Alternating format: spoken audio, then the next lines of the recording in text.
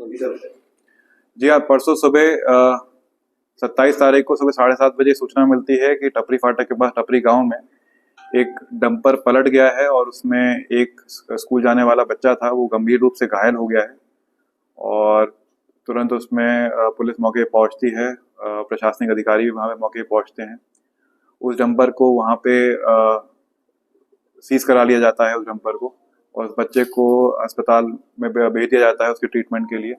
जब डंपर किस रॉयल्टी से आया था और क्या उसके रवन्ने थे, जब ये चेक किए जाते हैं उसके प्रपत्र, तो पाया जाता है कि जो उसमें खनिज का सामान लदा हुआ था वो संगम स्टोन क्रशर है, वहां से लिया गया था बिना रॉयल्टी के। और ये इसको टपरी गांव में उतरना था सामान को, और उससे पहले ही ये डंपर पलट गया वहां पे। और इसके बाद इन्होंने, इसके मालिकों ने मिलके क्या किया, जब इनको खबर मिली कि इनका जो डंपर है वो सीज हो गया है, इनके मालिकों ने मिलके एक दूसरे स्टोन क्रशर पे जाके, वासुदेव स्टोन क्रशर पे जाके एक दूसरी रॉयल्टी तैयार कराई, और जो उसके बाद के टाइम की थी।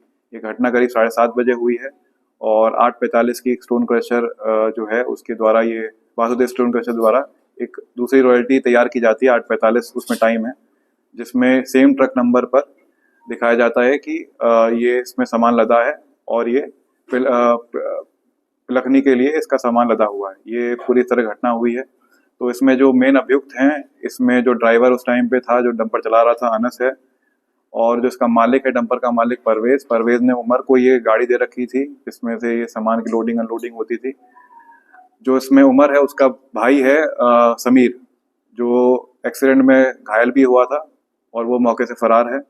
और इसमें दो व्यक्ति हैं, अजहर और अफजल, इनके द्वारा भी ये दलाली का काम करते हैं। इनमें पुराने मुकदमे भी हैं चिलकाना थाने में, और इन्होंने ही मिलकर ये फर्जी रॉयल्टी तैयार करवाई थी। इसमें जो स्टोन क्रशर हैं उनके मालिकों से भी अभी पूछताछ की जाएगी, और किस तरह फर्जी रॉयल्टी तैयार की गई है बिना सामान के और बिना ट्रक के, वहाँ पे किस तरह ये रॉयल्टी तैयार की है, इसकी भी जांच चल रही है। और इसमें जो भी तथ्य प्रकाश में आएंगे उसके अनुसार कार्रवाई की जाएगी। सर, जो कारोबारी हैं, जो स्टोन क्रशर, उनके द्वारा इस तरह से लगातार फर्जी रॉयल्टी जारी करके एक रॉयल्टी पे कहीं ट्रक निकाले जाते हैं, तो इसमें कोई जांच?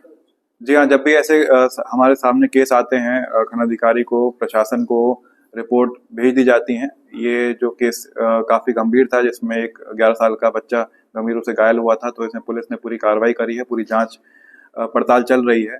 और किस तरह इस केस में ये फर्जी रॉयल्टी तैयार की गई है, उसमें जांच करके इसमें मुकदमा भी पंजीकृत किया गया है, और इसमें आगे कार्रवाई भी करी जाएगी। पूछताछ जब इनसे विस्तृत पूछताछ की गई है तो इनके द्वारा ये तो नहीं बताया कब से ये कर रहे हैं, लेकिन ये इस केस में इन्होंने एडमिट किया है कि इन्होंने इस तरह से गलत तरीके से फर्जी रॉयल्टी बनवाई थी, और इसका उद्देश्य ये था कि ये अपना जो डंपर है उसको रिलीज करवा पाए।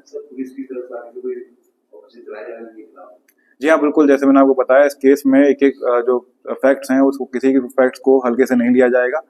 और जो भी इसमें, चाहे बड़े से बड़े लोग इन्वॉल्व हों, चाहे कितने बड़े स्टोन क्रशर इन्वॉल्व हों, और जिनकी तरह से ये फर्जी रॉयल्टी का पूरा धंधा चलाया जा रहा था, उन पर पूरी से पूरी सख्त कार्रवाई की जाएगी। सरकार में पहले भी कोई आपराधिक इतिहास है? जैसे मैंने बताया, इसमें 2 अभियुक्त हैं जिन पे पहले चिलकाना थाना क्षेत्र पे इसी खनन से संबंधित मुकदमे लिखे गए हैं।